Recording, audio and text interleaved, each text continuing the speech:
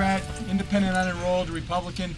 This clearly is a race that is about differences, and the differences are very simple. You can go out there and vote for somebody who's going to look out for your wallets and pocketbooks and make sure that you have money left in your wallets and pocketbooks to do the things that you like to do. Take your kids out to a movie, send them to college, pay your mortgage. Make sure that you have the ability to expand your business if you have a business, versus somebody who wants to raise your taxes $2.1 trillion over the next 5 years. Very simple. It's an issue. It's an issues-oriented campaign. Okay. It's about differences, and let's just take a couple of them. I am not in favor of the national health care plan because it's not good for Massachusetts. It doesn't mean I don't want people to have health care coverage. It's just that we've done it here in Massachusetts. We know that we need to reform pricing. We've known that. I filed legislation to address some of the mandates to make sure that we can, in fact, get those types of things under control. But should chiropractic care be mandated? Does a young man need in vitro fertilization coverage? Or does he need prenatal coverage? No. So we should be able to look at the mandates and tailor them to individuals so the costs go down and the coverages go up. Right now we're not doing that, and the federal plan that they're pushing is going to cut $500 billion out of Medicare. $500 billion. If you're a senior, you should be very concerned about that. And also, if you have veterans coverage, which is TRICARE for your veterans out there, that's going to be going away. Now, if you're looking at how to fix this problem, you don't do that by raising taxes $1 trillion to pay for a medical plan that is not good for our state. It's going to cost jobs. We're going to hurt our industries, whether it be hospitals, the doctors, the nurses, the treatment facilities are going to be hurt.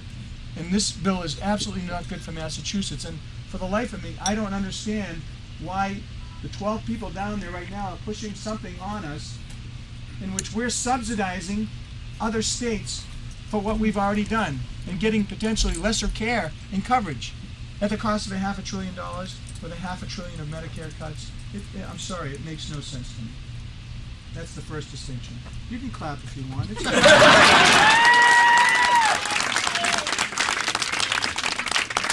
know I have you so mesmerized. Either that or so scared. And that's the good news. And I do have a sense of humor. The other thing is the cap and trade. What is cap and trade? You say, cap and trade this, I don't understand it. It's a national energy tax. So let's just say that you've all done your very best to be conservationists, as I am in my own home. You've done everything. You go to bed, you turn down the heat. When the kids come out of the bathroom, you say, kids, shut off the lights. How many times have I said that in my house? And I have daughters, no offense. Hair dryers and the lights on and the stereo blasting. You've done everything right. Well, it's going to cost you between another $1,500 to $2,700 just to do those very same things, and you're getting nothing in return. I think we should take a total approach. Conservation, wind, solar, nuclear, hydroelectric, to step back from our reliance on fossil fuels. Martha Coakley wants to pass cap and trade, which is going to hurt businesses like Polar Beverages, $5 to $6 million extra dollars just to do exactly what they're doing now. That's going to hurt jobs. It's going to chase them out of Massachusetts, chase them out of the country. And if you're looking at the health care bill that I just talked about, they're going to tax medical device companies. Well, they're already overseas looking for new opportunities overseas to take jobs away from the United States. And then you look at the expiring tax cuts. We have people that are married here. How many people are married? Raising your hand. Well, I've been married 23 years, and Scott, 1 second. Right I here. enjoy it very much. Thank you. Love my wife. We have a great living relationship. I know you haven't seen her much, but I respect her work. And the agreement was that she can't participate in what we're doing. The marriage penalty's coming back, folks. Remember that nice little takeaway that they put the money in the government's pockets? That's coming back. Child care. The child care tax credit is going to be cut in half.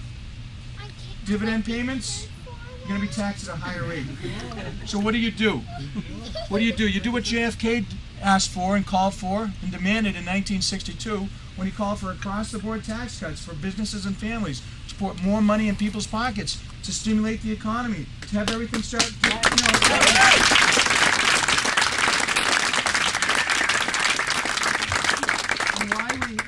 We had an ad. Who saw the Kennedy ad? Raise your hand. Yeah.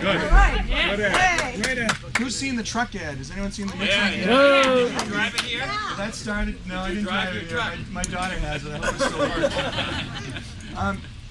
But what that Kennedy ad said is different people, different party, different era, same message. Let's put more money in people's pockets, across the board tax cut. We don't need any fancy bailouts or stimulus bills or crazy schemes to stimulate the economy. We need common sense. We need to bring common sense back to Washington. And as the 41st senator, I can go down there and sometimes stop things like the medical bill, the health care bill that's not good for our state. But I don't want to be an obstructionist because as I have been an independent voter and thinker in Massachusetts, in the legislature for 12 years, I would do the same there. I would look at a bill and say, is this bill good for Massachusetts? Is this good or bad for the people throughout the state and the country? I'm not automatically going to say, you know what does the SEIU or Harry Reid or Governor Patrick want? How do they want me to vote? I don't care because I don't owe anybody anything. The only people I owe something to are right here. You. Period.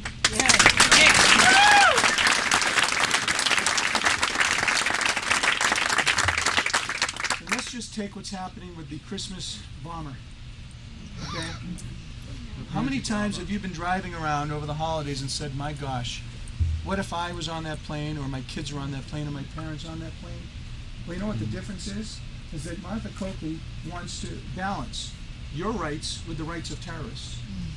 She is in favor and has publicly said that she wants to support taxpayer-funded attorneys to pay for Khalid Sheikh Mohammed to have a trial in New York City. With all due respect, being in the military for 30 years and being a JAG right now for the last 10 or 12, 15 years, I don't even remember, we treat these people as enemy combatants. We're at war. Right. Whether the war is at war.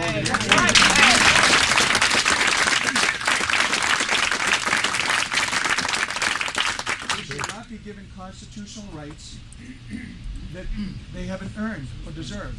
They should be sent to Guantanamo Bay or put in the hands of military personnel, interrogated pursuant to our laws, and find out if there's any more attacks coming. And I think it's time to stop thinking like lawyers and start thinking like patriots instead. All right.